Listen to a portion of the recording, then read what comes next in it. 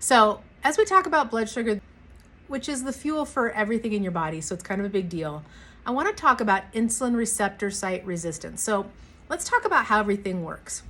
You have in your bloodstream, when you eat food, your small intestine absorbs carbohydrates, right, that have been broken down and into glucose. So it absorbs this glucose and has a glucose spike. We know that, that's normal, right? And then your body secretes insulin to allow, which is the key that opens the cell to allow sugar into the cell, which then can be converted into fuel.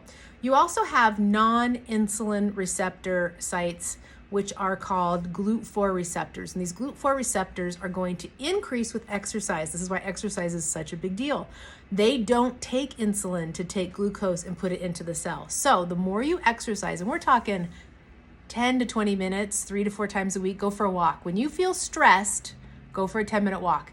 Putting that simple thing into place will change your life. But when we look at the insulin and the GLUT4 receptors, right, that's what gets the glucose into the cell, but you have to have good receptor sites. And so receptor sites are the little, like, we'll call them the cup that sits on the cell, in between the cell wall, that allows the receptor to bind, which then causes a cascading impact in the cell. And then the nucleus goes and makes proteins, and then you have actions, right? Super important.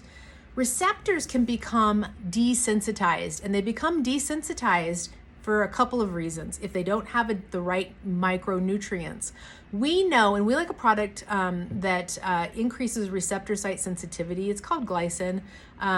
It's just a bunch of nutrients, and it's as good or better than metformin, and it increasing receptor site sensitivity. And so when we have a receptor that's high, a receptor that has a high level of its protein, like insulin, let's say, because your blood sugar spikes too high, you make a lot of insulin, your receptor doesn't want to go over crazy, so it actually becomes less sensitive. So now it actually takes more insulin to get that same response, okay?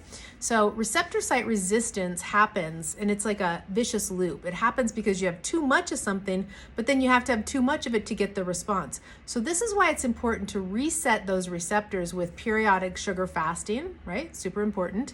And increasing exercise so you don't have to have receptor sites. But this is true for hormones. That's why you never want to have too high a level of hormones. It's true for insulin. It's true for everything that requires that receptor binding.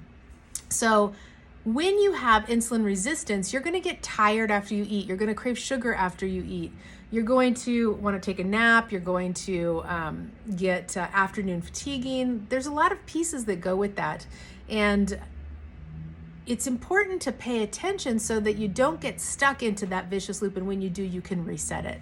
So hope that's helpful.